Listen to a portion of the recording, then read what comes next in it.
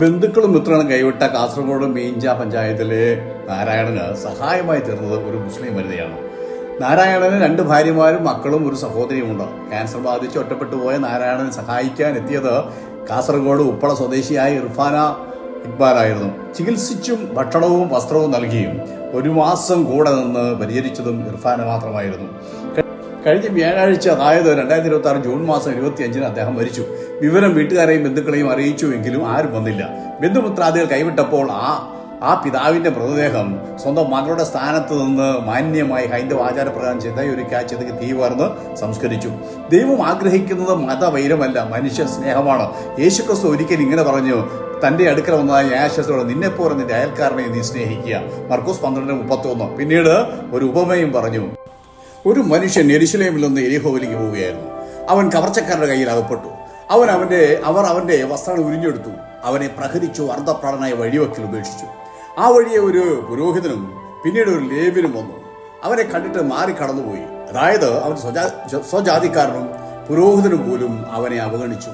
എന്നാൽ മറ്റൊരു ജാതിയിലും സമൂഹത്തിലും പെട്ടതും യഹൂദർ വെറുക്കുന്നതുമായ ഒരു ശമര്യക്കാരൻ ആ വഴി വന്നു.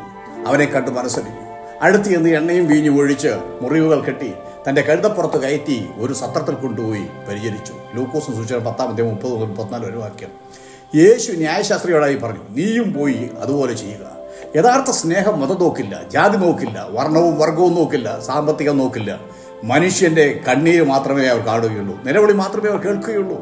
അതാ മഹാപ്രളയകാലത്തും ഓക്കി നാശം വിതച്ചപ്പോഴും ചൂരൽമല ഉരുൾപൊട്ടൽ ഉണ്ടായപ്പോഴും വധശിക്ഷയ്ക്ക് വിധിക്കപ്പെട്ട് ജയിലുകളിൽ കഴിഞ്ഞതായ ആ വ്യക്തികളെ ലക്ഷങ്ങൾ മുടക്കി മോചിപ്പിച്ചപ്പോഴും രോഗികളെയും അഗതികളെയും ചേർത്ത് നിർത്തിയപ്പോഴും ജാതിയോ മതമോ ആരും നോക്കിയില്ല. ഉച്ചഭാഷണിയുടെ വർഗീയ വിഷം ചീറ്റുന്നവളൊന്ന് ഓർക്കണം. പ്രസംഗത്തെക്കാൾ മഹത്തായ കാര്യം പാവങ്ങളെ സ്നേഹത്തോടെ ചേർത്ത് പിടിക്കുന്നതാണ്. അത് മലയാളികൾക്ക് മാത്രമേ കഴിയൂ. മനുഷ്യരെ സ്നേഹിക്കുമ്പോഴാണ് ദൈവം പ്രസാദിക്കുന്നത്. സഹോദരി ഇർഫാനയും തൻ്റെ സ്നേഹിതരും നടത്തുന്നതായ ആ വലിയ പ്രവർത്തനത്തിനു വേണ്ടി കർത്താവ് അവരെ അനുഗ്രഹിക്കുമാറാകട്ടെ. എല്ലാവിധ ഭാവങ്ങളും ഞാൻ അവർക്ക് വേണ്ടി നേരുകയാണ്. ഈ ചാനൽ നിങ്ങൾ ഫോളോ ചെയ്യുക, ലൈക്ക് ചെയ്ത് ഷെയർ ചെയ്യുക. ഒരു കാര്യം മറക്കാതിരിക്കുക, ശമരിക്കാർ ഇന്ന് നമ്മുടെ കൂടെ തന്നെയുണ്ട്.